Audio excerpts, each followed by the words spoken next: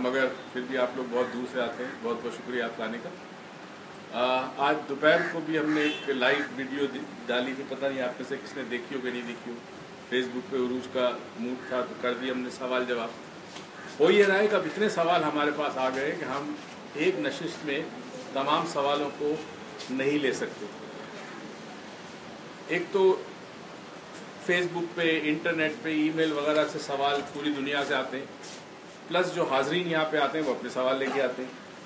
तो हम कोशिश करेंगे कि छोटे मोटे सवाल हम वैसे भी फेसबुक पे लाइव जाकर किसी भी दिन हम जवाब दे दिया करें, जो तफसीली जवाब है वो यहाँ पे जुमेरात के लेक्चर में दे सकें। अच्छा जी, पहले फौजान साहब हमारे बड़े दिन बाद आए, इन्होंने अच्छा एक तो सवाल ये करते रहिए, हमेशा 2 या 3 सवाल होते हैं। पहला सवाल ये, please describe psychic powers, illusion and magic. दूसरा सवाल है, what is the difference between psychology and parapsychology? Is parapsychology helpful in phobia patient cases? तो पहला सवाल है कि साइकिक, वो अल्लामा साहब को बुलाओ, उर्दू में तर्जुमा करे, कहाँ बैठे हो? माफूकुल फितरत, सलाहियत इंसान में जो होती है। इल्यूजन और मैजिक में क्या फ़र्क है?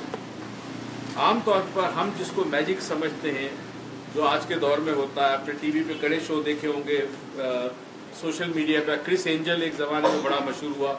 उससे पहले सबसे पहले जो शख्स मशहूर हुआ वो डेविड कॉपरफील्ड था। डेविड कॉपरफील्ड अभी भी वेगस के अंदर बड़े शोज करता है और देखने के काबिल होते हैं। वो इल्यूजन और मैजिक है। मैजिक से मुराद ये है कि जो है वो आपको नज़र नहीं आता और जो नहीं है वो आपको नज़र आता है, उसको मैजिक कहते हैं, इसको इल्यूजन कहते हैं। इसको हम सहर कहेंगे, जो अरबी वर्ड है मैजिक के लिए वो सहर है, यानी वो चीज़ दिखाना जिसका वजूद नहीं है। तो वो अब वो किस तरीके से करते हैं, ज़ाहिर है उनके पास ये टैलेंट है।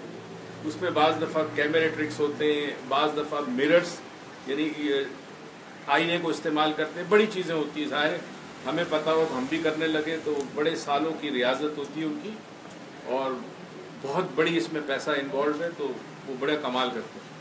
एक किसी ने वीडियो भेजी थी मुझे, जापान की थी या चाइना की थी या पता नहीं, चपटे लोगों की थी, येलो स्किन वालों की।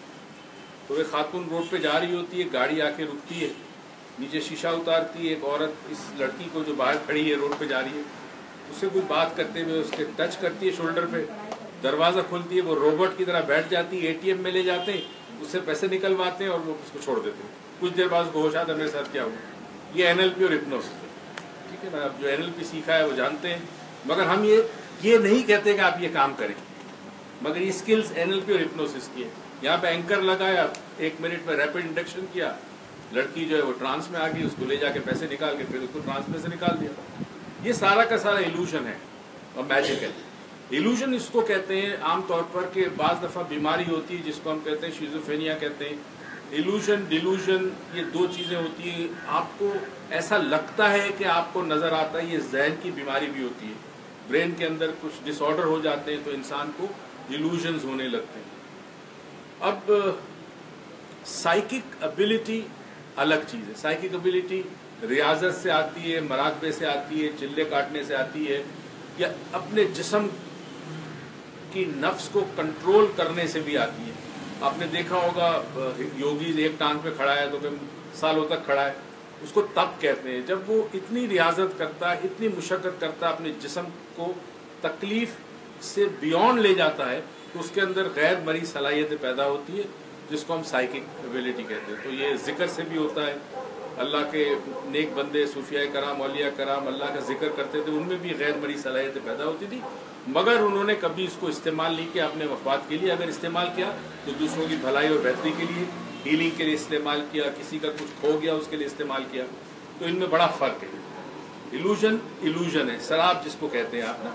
अब जैसे आप देखें फेज़ 8 में, गर्मियों के दिन अगर हो दोपहर को, तो फेज़ 8 में अगर आप मूवी देखने जा रहे हैं न्यूप्लेक्स पे, तो जब आप रोड पे जाते हैं वो रोड खाली होता है, तो धूप में आपको आगे पानी नजर आता है, जबकि वो पानी नहीं होता। इसको इल्यूजन कहते हैं। बाज़ दफ़ा ये इल्यूजन जो है वो आपकी जान बचाने के लिए आपका ब्रेन क्रिएट करता है। फॉर एग्जाम्पल, अक्सर आपने सुना होगा कि सहरा में कोई मुसाफिर खो जाए और अब वो प्यासा है, उसे पानी की तलाश है, तो उसको नखलिस्तान नजर आता है। اس کو درخت اور ایسا نظر آتا ہے کہ یہاں پانی ہے، جو ہوتا نہیں حقیقت وہ کیوں نظر آتا ہے؟ کیونکہ اس کا دماغ اس کو بچانے کے لیے ایک فریب دیتا ہے. اگر وہ فریب نہ ہو تو وہ ہمت ہار جائے، وہیں مر جائے. تو وہ فریب کے چکر میں کہ وہاں نخلستان ہے، وہ اور آگے جاتا ہے اور آگے جاتا ہے اور آگے جاتا ہے. یہ برین کو بچانے کا ایک طریقہ ہوگا. ٹھیک ہے، تو یہ سوال تھا. سائیکالوجی اور پیرا سائیکالوجی میں کیا فرق ہے؟ Psychology study of human behaviour ہے. انسان کس طرح بیہیو کرتا ہے معاشرے میں، اس کا اٹھنا بیٹھنا، بات چیت، اس کی باڈی لینگویج، وہ تمام چیزیں بیہیویئرز میں آتی ہیں. تو سائیکالوجی جب انیشلی اسٹارٹ ہوئی تھی، اس میں کام شروع ہوا تھا، تو سائیکالوجی کو وہ کہتے تھے اسٹڈی آف ہیومن سول. اب کچھ عرصے کے بعد پتہ چلا سول تو نظر نہیں آتا. پھر انہوں نے کنورٹ کیا کہ psychology the study of human mind. پھر پتہ چلا مائنڈ بھی نظر نہیں آتا. تو اب انہوں نے جو modern psychology it is study of human behaviour, کیونکہ بیہیویئر نظر آتا ہے، آپ کا برتاؤ جس کو ہم اردو میں کہتے ہیں وہ نظر آتا ہے. تو سائیکالوجی ہیومن بیہیویئر ہے. پیرا سائیکالوجی کیا ہے؟ بعض دفعہ کچھ ایسے واقعات ہوتے ہیں جن کا کوئی سائنٹیفک ریشنل نہیں ہوتا. مثلا جنات، مثلا آسیب، جادو، نظر. اب نظر کو آپ سائنٹیفکلی کیسے ثابت کریں گے؟ نہیں کر سکتے نا. تو بہت ساری چیزیں جو ابھی بھی سائنس کے ڈومین میں نہیں ہے، جس کو ثابت لاجیکل کیلکولیشن کسی خاص طریقے سے نہیں کیا جا سکتا، اس کے لیے ایک الگ فیلڈ ڈیولپ ہوئی جسے پیرا سائیکالوجی کہتے ہیں. تو پیرا سائیکالوجی میں سارے فینومینا ہوتے ہیں، بھوت، جنات، آسیب، نظر، یہ تمام چیزیں، بد دعا، یہ تمام چیزیں اس میں شامل ہوتی ہیں. اور جبکہ نظر کو تو قرآن پاک بھی کہتا ہے کہ نظر ہوتی ہے اور نظر پر حق ہے، مگر ثابت کیسے کرے کہ نظر لگی؟ تو اس کو پیرا سائیکالوجی ایک فیلڈ نکلی کہ جس کے اندر یہ تمام چیزیں آ گئی. تو اب آہستہ آہستہ وقت جب آئے گا اور تحقیق آگے بڑھے گی، ایسے اکوپمنٹ اور انسٹرومنٹ بنیں گے جس سے یہ چیزیں ثابت ہو سکے، کیونکہ یہ ثابت ہو سکتی ہے چیزیں بہت ساری، تو پھر وہ پیرا سائیکالوجی سے سائیکالوجی میں آ جائے گی. مگر سائیکالوجی میں اس کے پاس جگہ نہیں ہوگی، کیونکہ سائیکالوجی نفسیات جو ہے وہ انسانی برتاؤ کا پورا علم ہے. تو آپ جنات کیسے آئیں گے اس میں؟ اگر ثابت بھی ہو گیا تو ہو سکتا ہے اس کے بعد ایک کوئی اور نکلے فیلڈ جسے شاید میٹا فزکس کہتے ہیں. تو میٹا فزکس ان چیزوں کو لے لے گی، کیونکہ فزکس کے قوانین سے ثابت ہو سکتا ہے کہ جو شے انسان کو نظر نہیں آتی اس کا بھی وجود ہے. تو meta physics is a right one. تیسرا ان کا سوال ہے کہ فوبیا کے اندر پیرا سائیکالوجی کام نہیں کرتی.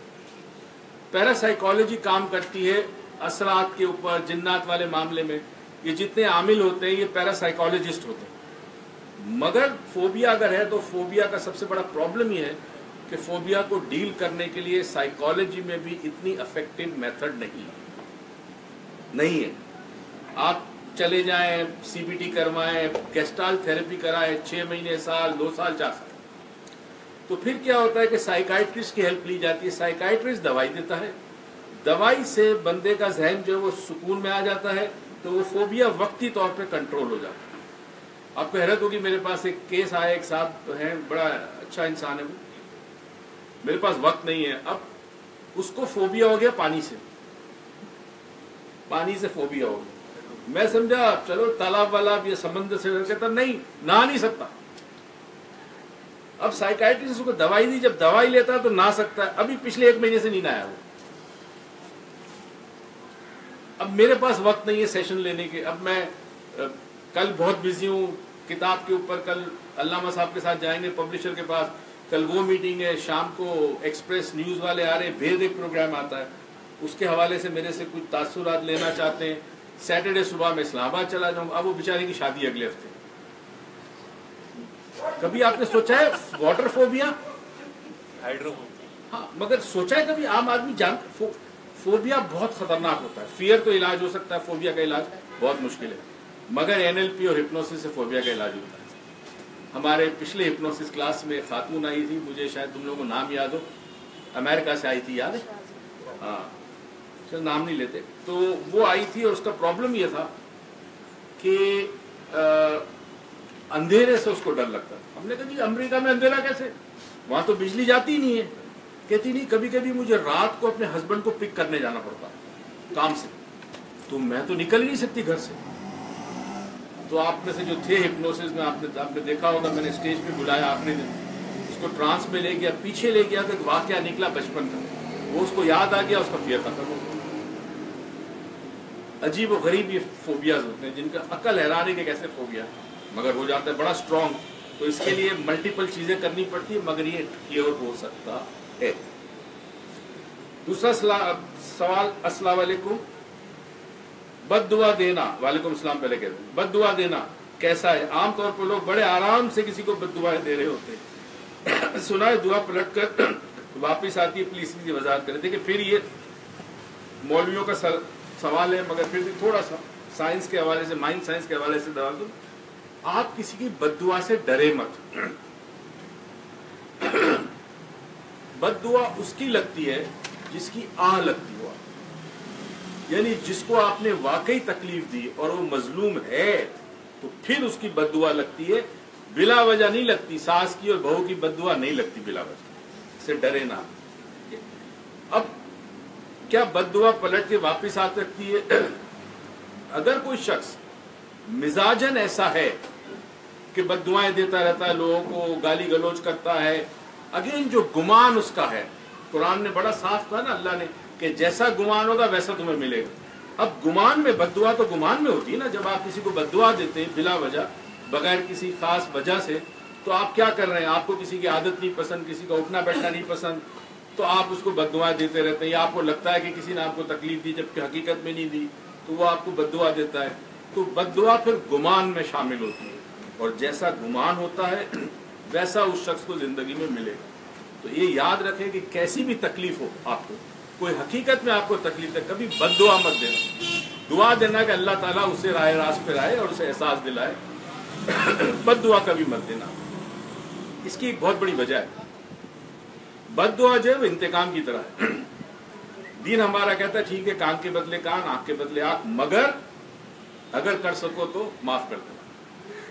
اللہ جانتا ہے کہ انسان جب کسی شخص سے بدلہ لیتا ہے، اس کا حق ہے، ہو سکتا ہے اس میں زیادتی کر جائے.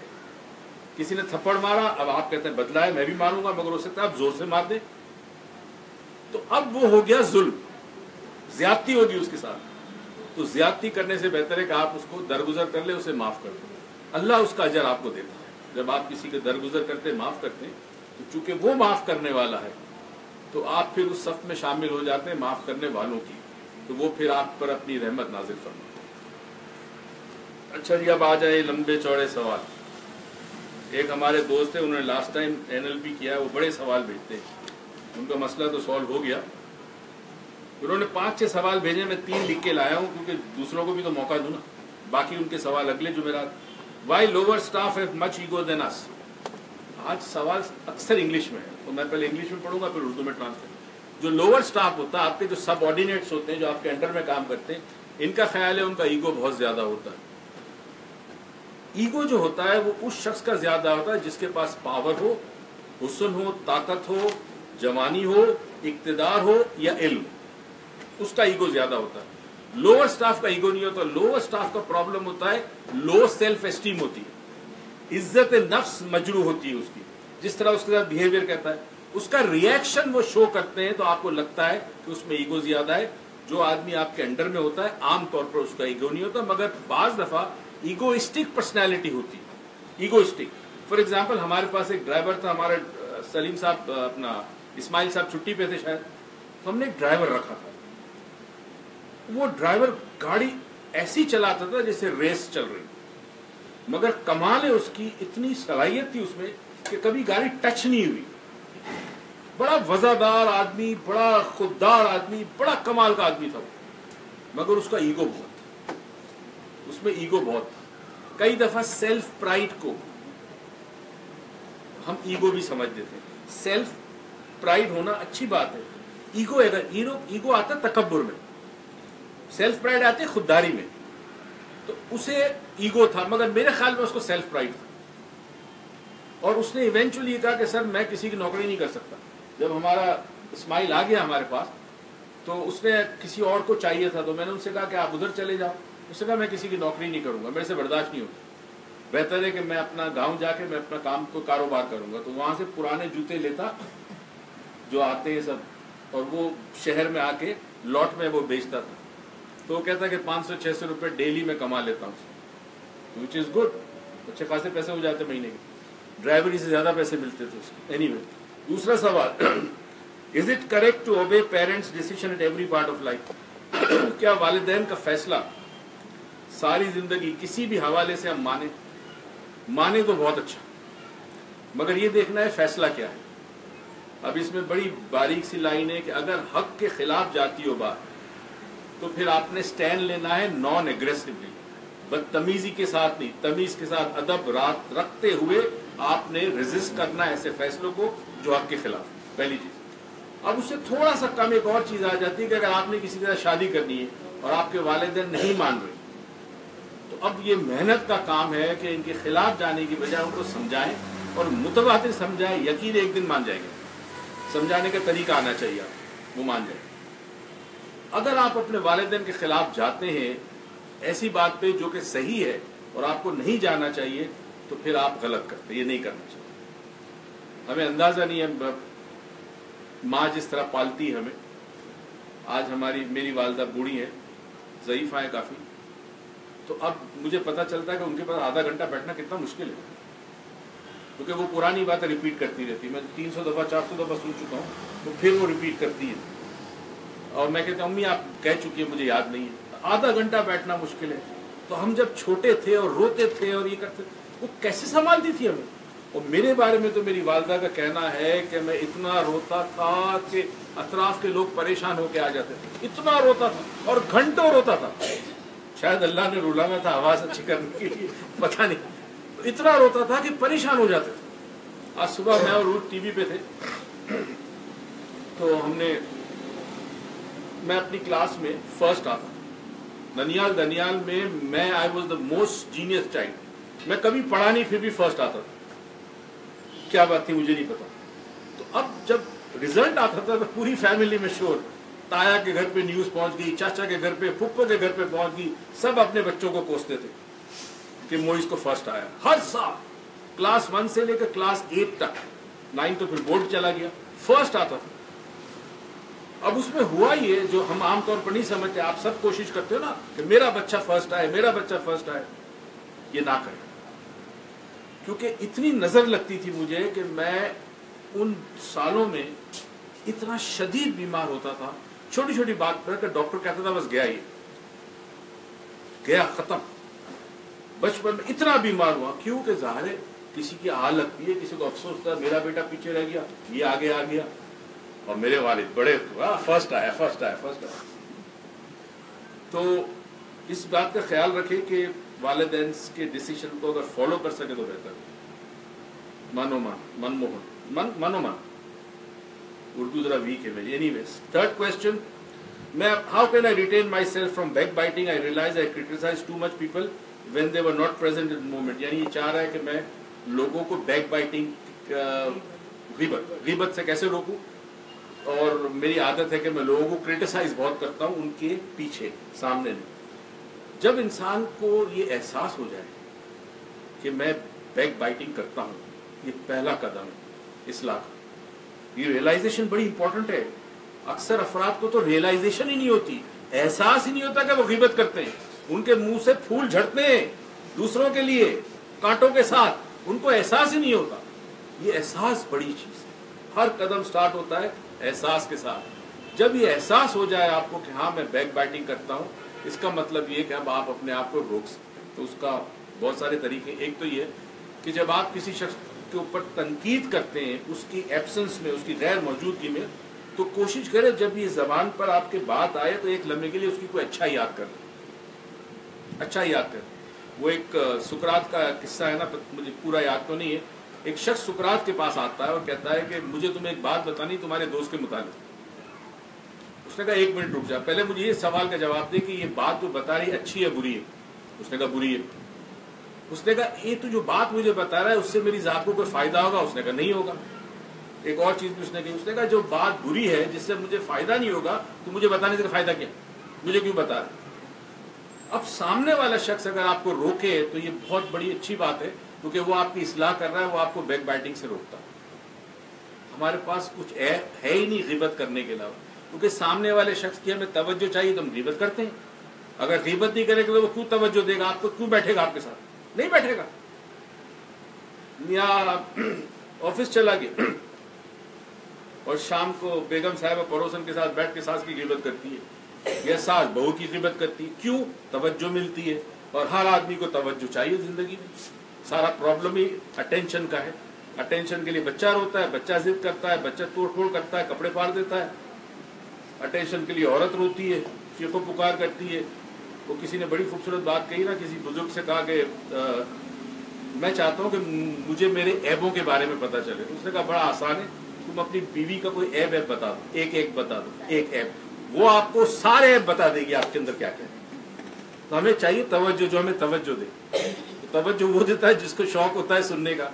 آپ مزے سے سنا رہے ہو, آپ کو نہیں پتا پیچھے آپ کتنے گناہ آپ پہ لادے جا رہے ہیں. نیکسٹ, السلام علیکم. وعلیکم السلام. Hope you are fine and in best of health. Sir, I listen the lecture of B.K. Shivani, کوئی انڈین ٹیچر ہے, اسپرچل ٹیچر ہے as well. She said that to make oneself pure from inside and to make our spirit or soul pure, we need to watch what we are eating. That means we have to eat healthy, but she said we shouldn't be eating meat or chicken as we do not know what was the quality of food those animals were taking. So if they are taking unhygienic food, it will affect the purity of our inner spirit. We as Muslims have no restriction to take meat. Is there any such relevance of food intake with our inner self? Please try to reply in Thursday lecture. Jazakallah, Aisha from New York. یہ کہہ یہ رہی ہے کہ ایک B.K. Shivani خاتون ہے, اور اس نے کہا کہ انسان کی انتر شکتی جس کو کہتے ہیں انر اسپرٹ ہے, انر اسٹرینتھ, اور اس کی روح کو پاکیزہ کرنے کے لیے ایسی غذا کھائیں کہ جس کے بارے میں آپ کو پتا ہو کہ وہ غذا پاکیزہ تھی. اور گوشت نہ کھائیں کیونکہ آپ کو یہ نہیں پتا کہ یہ مرغی نے یا بکرے نے جو کھائی ہے گھاس وہ کیسی تھی. تو پہلی بات تو یہ بیوی کہ یہ بات غلط ہے, کیونکہ جو سبزیاں آپ کے بازار میں ملتی ہے وہ گٹر کے پانی سے اگائی جاتی ہے. تو یہ بھی آپ کو نہیں پتا کہ جو سبزی اور کھا رہے ہیں آپ, اور آپ کو پتا نا لیچی کے اوپر رنگ مارا جاتا ہے, تربوز کے اندر انجیکشن جاتا ہے سیکرین کا, تو آپ کو بھی نہیں پتا. پہلا تو یہ جواب. دوسرا, چونکہ انڈین اسکول آف تھاٹ جو ہے اس میں میٹ کو, گوشت کو منع کیا گیا ہے کھانے سے, کیونکہ اس کے لیے آپ کو جانور کو ذبح کرنا پڑتا ہے. تو ہندوازم میں کانسیپٹ ہے اہنسا کا. اہنسا کا مطلب ہے کہ آپ کسی کو تکلیف نہیں دیں گے. تو جانور جب کٹے گا تو بقول ان کے جانور کو تکلیف دے رہے ہیں آپ. اچھا, یہ تو بات ثابت ہو چکی کہ سبزی بھی جب توڑتے ہیں تو اس پودے کو بھی تکلیف ہوتی ہے, پھل توڑتے ہیں تو درخت کو بھی تکلیف ہوتی ہے. تو پھر وہ بحث یہ کرتے کہ یہ ایگزسٹنس کا, یہ جو وجود ہے زندگی کا, یہ بہت ہلکا ہے. سبزیاں اور پیڑ جو ہیں اور جانور اس سے بڑا وجود ہے. اینی وے, تو وہ لوگ گوشت نہیں کھاتے. گوشت کا روحانیت سے کوئی تعلق نہیں, کھانے یا نہ کھانے سے. ایک آدمی سبزی کھاتا ہے مگر سود بھی کھاتا ہے ساتھ ساتھ. ایک آدمی, کیا انڈیا کے اندر سبزی کھانے والے قاتل نہیں ہیں؟ انڈیا میں جو کرائم کا ریٹ ہے وہ آپ کو اندازہ نہیں ہے. دہلی جو ہے وہ rape capital of the world. لڑکی شام کو اکیلی دہلی میں نہیں نکل سکتی, اتنا خطرناک ہے عورتوں کے لیے دہلی. سبزی کھانے والے. تو یہ بات تو ختم ہوئی کہ جو سبزی کھائے گا وہ وائلنٹ نہیں ہوگا, تشدد پسند نہیں ہوگا, سوال ہی پیدا نہیں ہوگا. شدت پسندی ہندوؤں میں کم ہے اور سبزی کھانے والے. تو روحانیت کا گوشت سے کھانے یا نہ کھانے سے کوئی تعلق نہیں ہوتا. اکثر جب لوگ مجھ سے بحث کرتے ہیں, میں ایک ایگزامپل دیتا ہوں مسلمانوں کو خاص کر, وہ چپ ہو جاتا. ہاں, یہ الگ بات ہے, ماڈریشن میں کھاؤ, ہے نا. یہ نہیں کہ پورے دن گوشت کھاتے رہو.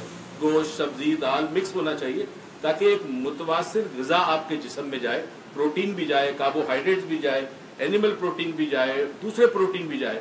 تو آپ کو ایک بیلنس ڈائٹ لینی چاہیے. اب جن کو گوشت کھانے کا شوق ہوتا ہے وہ ہفتے میں 7 دن گوشت چلتا ہے, یہ بھی غلط ہے, کیونکہ گوشت زیادہ کھانے سے کچھ نقصان آتے ہیں. یورک ایسڈ بڑھ جاتا ہے آپ کو, ہے نا, بہت زیادہ ڈائجیشن میں پرابلم ہوتا ہے, اور مسائل بھی ہوتے ہیں. 12.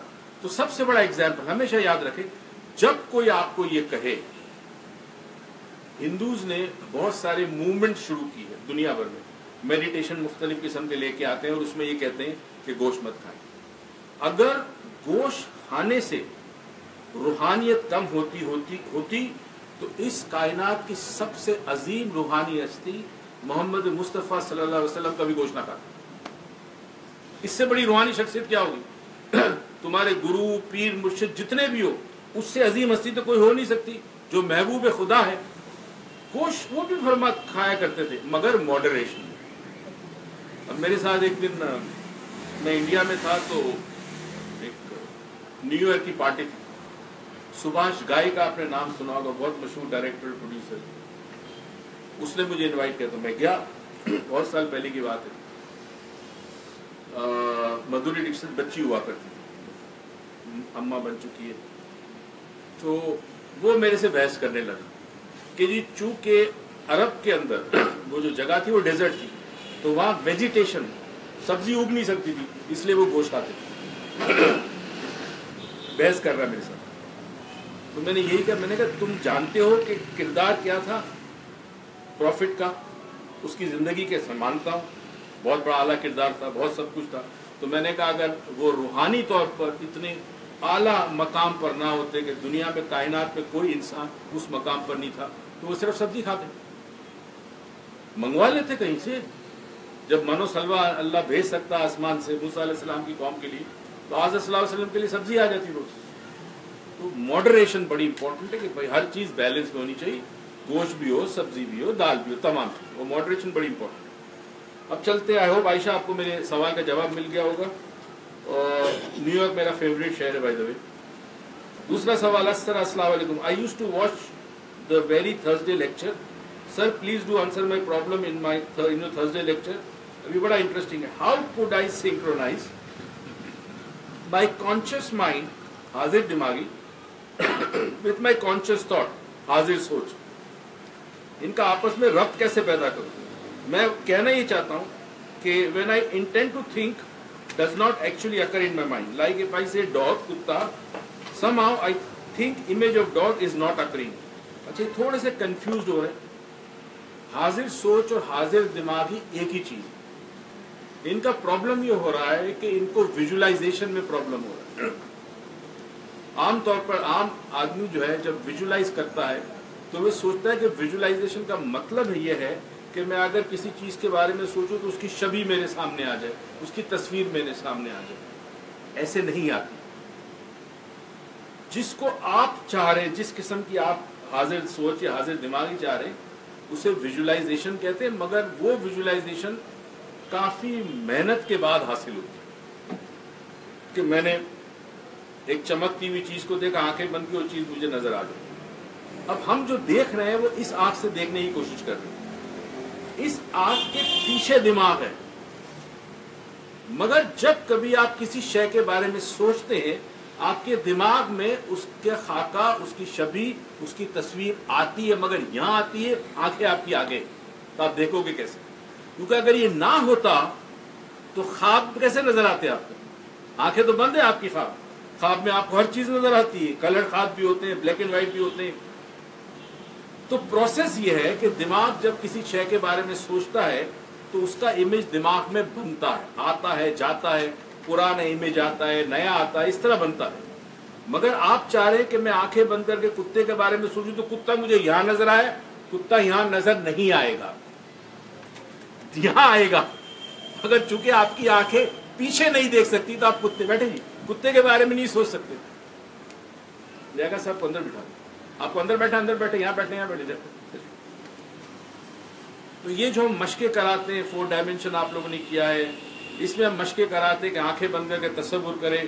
تو آپ آہستہ آہستہ جب پریکٹس کرتے ہیں تو پھر وہ خاکہ, وہ شبیہ, وہ تصویر آپ کی آنکھوں میں آ جاتی ہے. مگر پریکٹس ہے. اور اس میں ایک سلسلہ یہ ہے, اگر آپ چاہیں تو شمع بینی جس کو کہتے ہیں, مگر شمع بینی مجھ سے پوچھ کے کیجیے گا, احتیاط کے ساتھ کیجیے گا. شمع بینی کرنے والوں کے کئی لوگوں کے دماغ الٹ گئے. رئیس امروی اللہ تعالیٰ ان کے درجات بلند کرے, وہ یہ علم جانتے تھے مگر وہ سکھاتے نہیں تھے ہماری طرح. وہ خط و کتابت کے ذریعے بتاتے تھے. اگر وہ ان کے پاس چلا گیا تو انہوں نے کئی لوگوں کو بتایا جن میں سے کئی لوگوں کے دماغ الٹ گئے, مینٹل پرابلم ہو گئے, شیزوفرینیا ہو گئے, OCD ہو گیا, عجیب و غریب ہو گیا, خوف و وسوسہ اور وہم میں مبتلا ہو گئے. اس لیے شمع بینی سے ویژولائزیشن امپروو ہوتی ہے مگر استاد کے بغیر نہیں کرتی. یہ ساری چیزیں خطرناک ہیں. دیکھیں, دماغ کا پرابلم ہو سائیکائٹری ضروری ہے, ذہن کا پرابلم ہو ہماری ضرورت ضروری ہے. یہ خطرناک ہے. میں اکثر کہتا ہوں، لوگ پوچھتے ہیں آپ کیا کرتے ہیں، میں کہتا ہوں جی آپ کی گاڑی خراب ہوتی ہے آپ کس کے پاس جاتے ہیں؟ کہتے ہیں مستری کے پاس. میں نے کہا ہم دماغ اور ذہن کے مستری ہیں، ہم بھی دماغ ٹھیک کرتے ہیں اور ذہن ٹھیک کرتے ہیں. نیکسٹ سوال جی کہ نہیں، اچھا یہ خاتون نے بڑا انٹرسٹنگ سوال اور میں نے کہا اس کو آج لیا ہے. السلام علیکم. کین یو پلیز کلیئر، یہ آیا ہے سعودی عربیہ سے، clear the point that 4D میں why do we use pyramid and not use خانہ کعبہ. I mean to say that in old time, Egypt era pyramid was sign of negativity, energy. Nowadays it is so because in various literature is considered as a sign of illuminate or Freemason.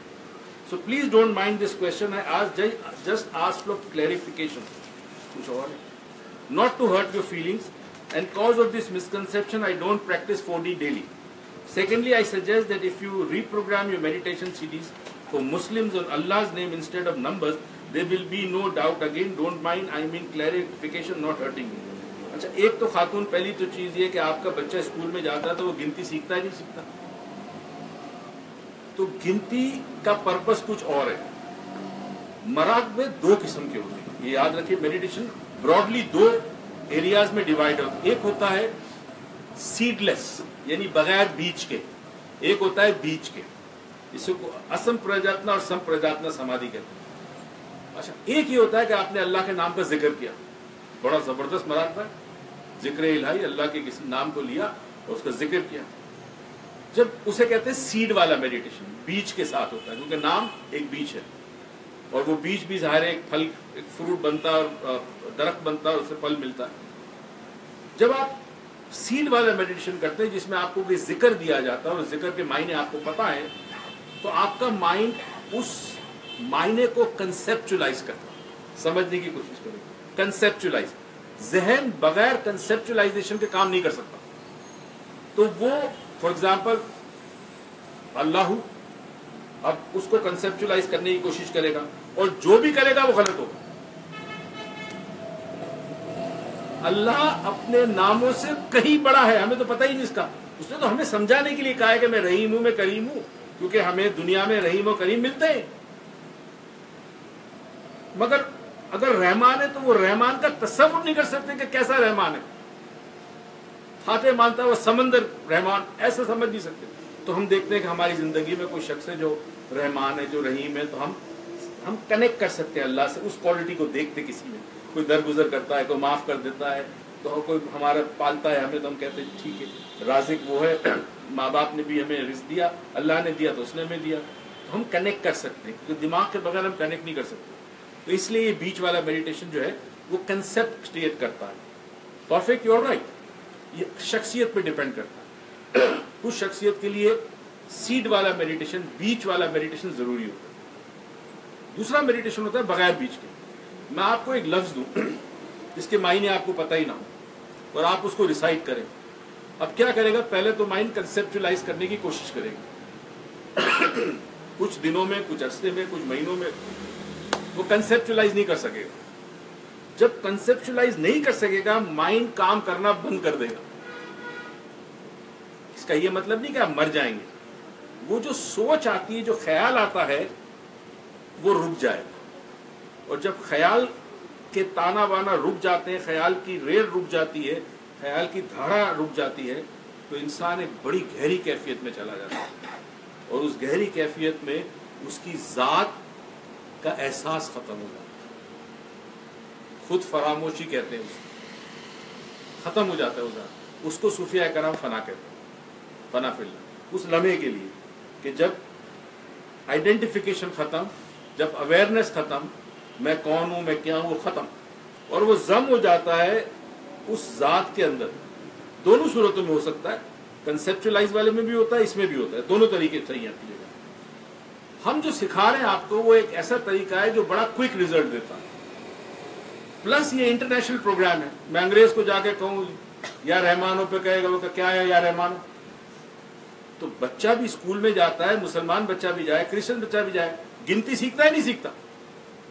تو گنتی سے روحانیت کا کوئی تعلق نہیں ہے.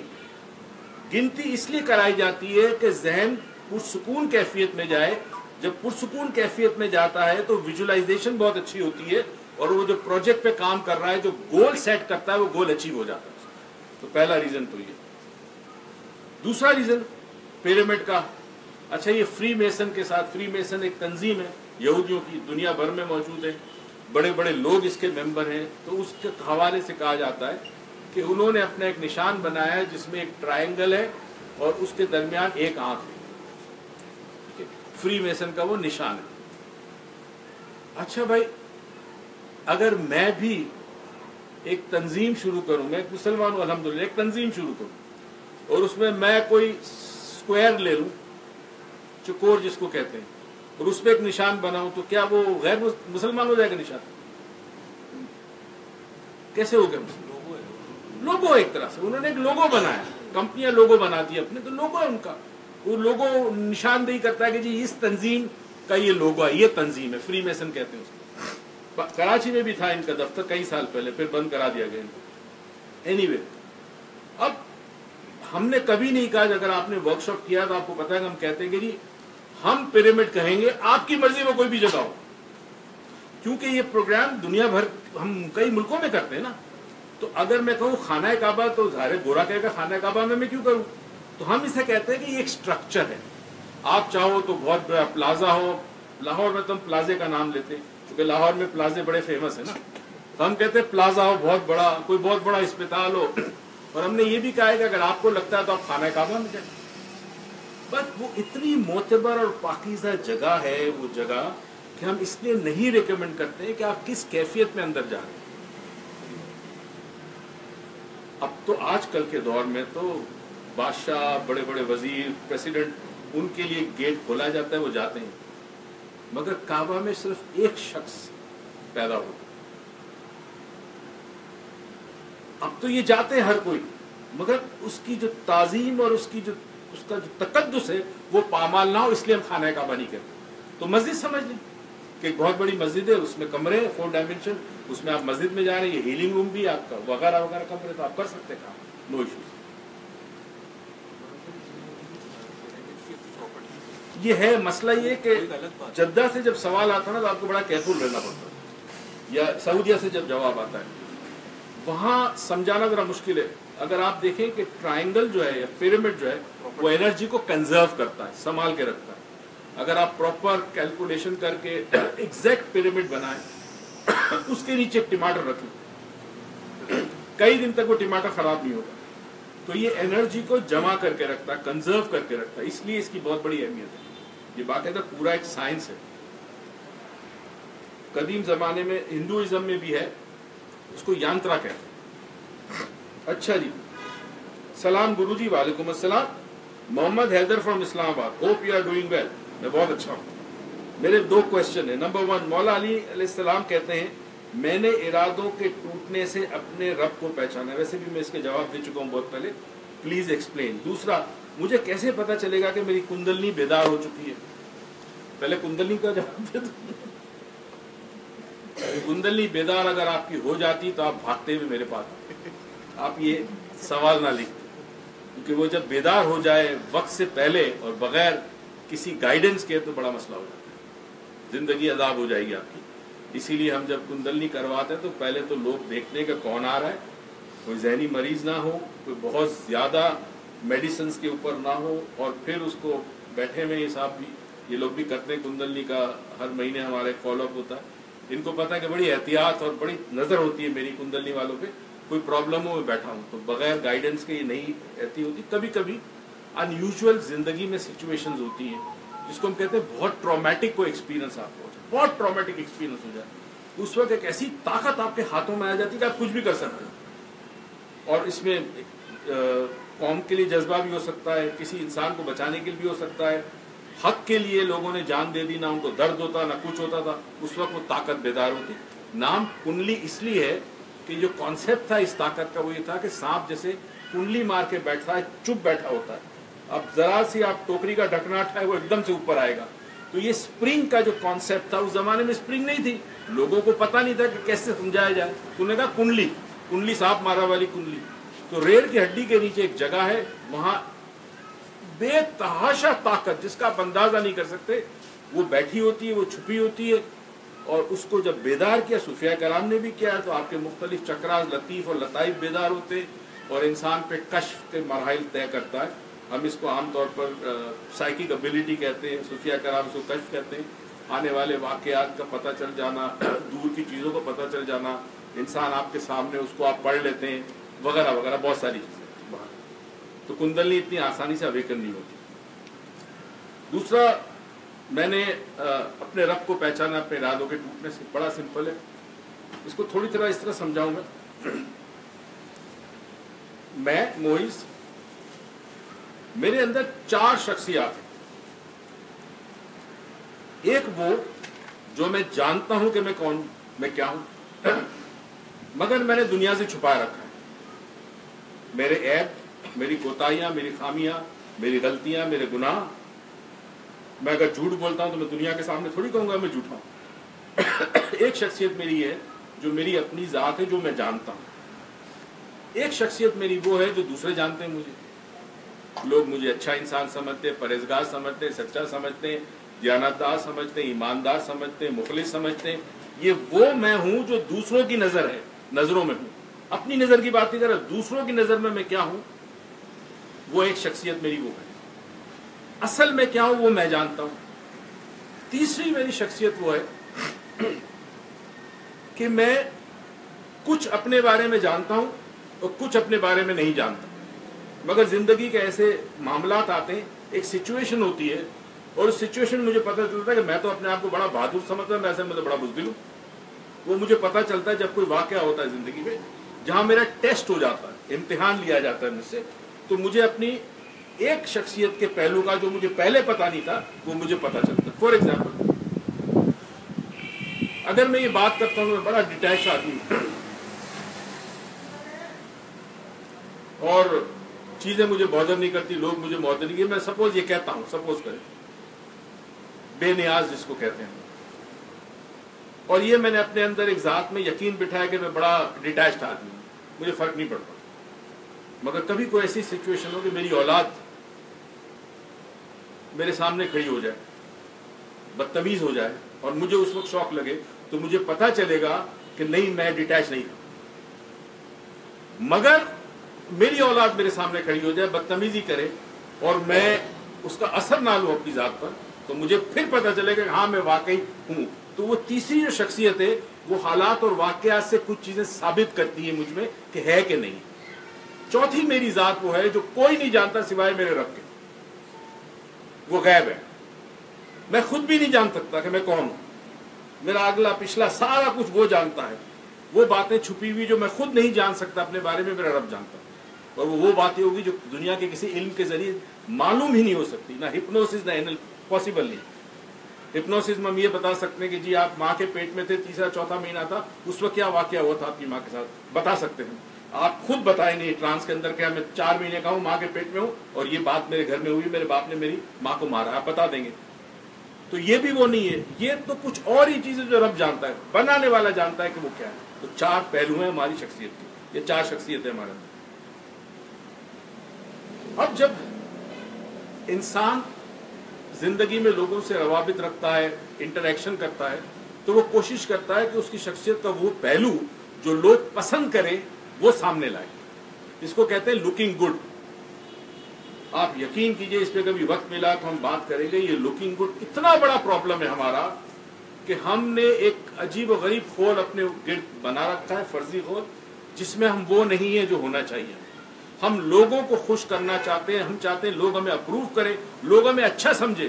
تو ہم اس لیے تمام ایسے عمل کرتے ہیں کہ جس سے لوگوں کی ہمیں خوشنودی حاصل ہو، لوگوں کی اپروول رضا مل جائے، اپروول مل جائے.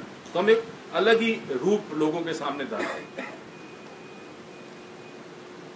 اب انسان جب کسی چیز کا ارادہ کرتا ہے اپنی زندگی میں، اور اگر اس ارادے کے بعد وہ عمل کرتا ہے اور بڑی کامیابی ملتی ہے، تو ایسا شخص کبھی کبھی یہ سوچنے لگتا ہے کہ میں جو ارادہ کرتا ہوں وہ ہو جاتا. تھوڑا سا اس کو میں جوڑوں. سورہ یاسین میں لاسٹ ٹائم بھی تھوڑی سی میں نے بات کی تھی کہ خدا تعالیٰ یہ کہتا ہے کہ وہ کسی شے کا ارادہ کرتا ہے اور پھر کہتا ہے کن فیکون، اور وہ چیز ہو جاتی ہے. پہلے ارادہ کرتا ہے. اچھا اللہ کا ارادہ اور ہمارا ارادہ بڑا فرق ہے، مگر وہ ارادہ اس لیے بتا رہا ہے کہ ہم سمجھ سکیں کہ ارادہ کیا ہے. ارادے میں ہوتی ہے نیت، اسی لیے مومن کا ہر عمل کے پیچھے نیت ہوتی ہے. نیت کے بغیر عمل بیکار ہے. آپ نماز پڑھتے ہو نیت لیتے ہو نا، کوئی بھی کام زندگی میں کرو نیت پہلے کرو، ارادہ ہوتا ہے اس کا. تو اللہ جب ارادہ کرتا ہے وہ کہتا ہے کن فیکون. انسان جب ارادہ کرتا ہے تو اس کے پاس کن فیکون نہیں، اسے عمل کرنا پڑتا ہے. تو ارادہ تو کر لیا مگر عمل نہ ہو سکا، یا عمل اس کے مطابق نہ ہو سکا، یا عمل کے بعد وہ پھل نہ مل سکا جو ملنا چاہیے تھا. تو پھر پتہ چل رہا کہ میرے اوپر بھی کوئی بڑی طاقت ہے اور میں سب کچھ نہیں ہوں، میں کل نہیں ہوں، صرف اللہ کی ذات کل ہے. تو یہ جو حضرت علی کی جو ایک جملہ ہے کہ میں نے جب میرے ارادے ٹوٹے تو مجھے پتہ چلا کہ میرے سے بڑی ذات کوئی ہے، مجھ سے بڑا کوئی ہے، جس کا ارادہ جو ہوگا وہ ہوگا، میرے ارادے سے نہیں ہوگا. ہم یہی کرتے ہیں نا کہ بھئی انسان پرپوز کرتا ہے، اللہ ڈسپوز کرتا ہے.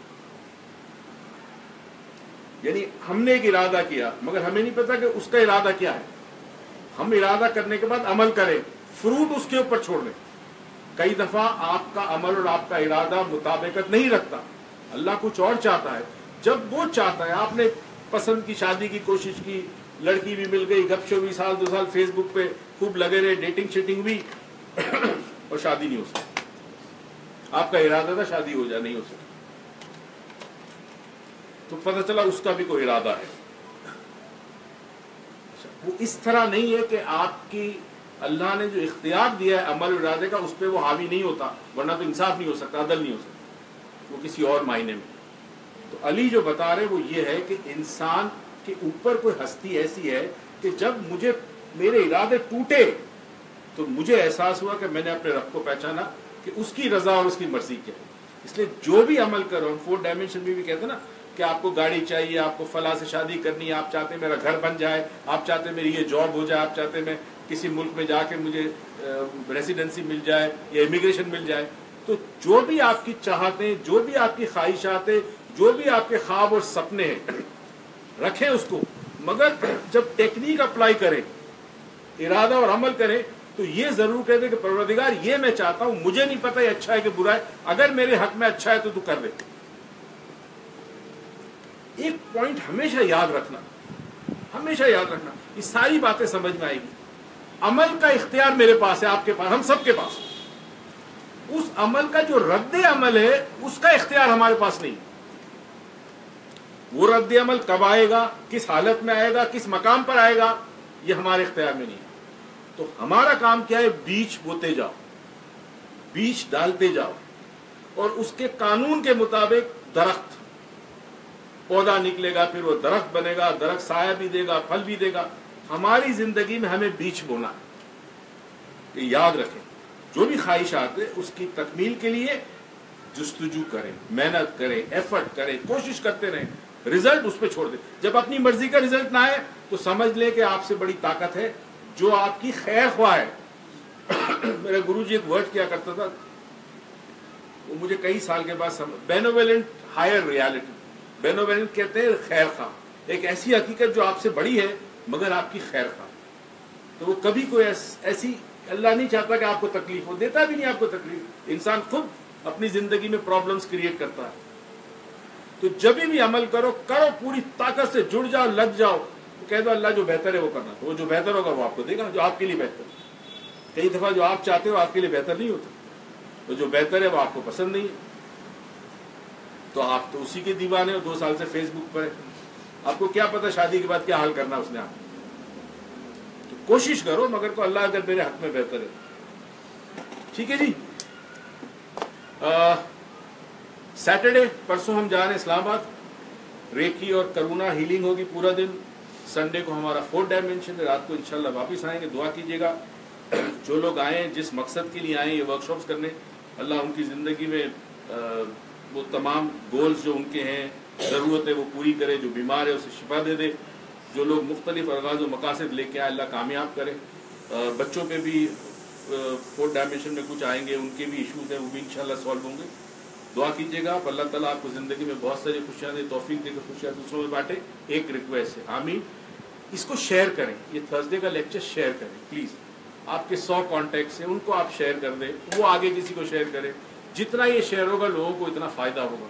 हमारे पास कई ऐसी ईमेल्स और हमारे पास मैसेजेस हैं, लोग नहीं आ सकते, दुनिया में कहाँ बैठे हैं, ये लेक्चर सुनते सुनते सुनते उनको बेनिफिट मिला, उनको फ़ायदा मिला, होप आ गई, उम्मीद ज़िंदगी में जागी, लड़ना शुरू किया मसाइल से, मसाइल सॉल्व हो गए। उसी वक्त होगा जब आप इसको फॉरवर्ड करेंगे, शेयर जिसको कहते हैं ना। तो बस यही दुआ, सबकी मुरादें पूरी हो, पाकिस्तान पाइंदा हो। अल्लाह।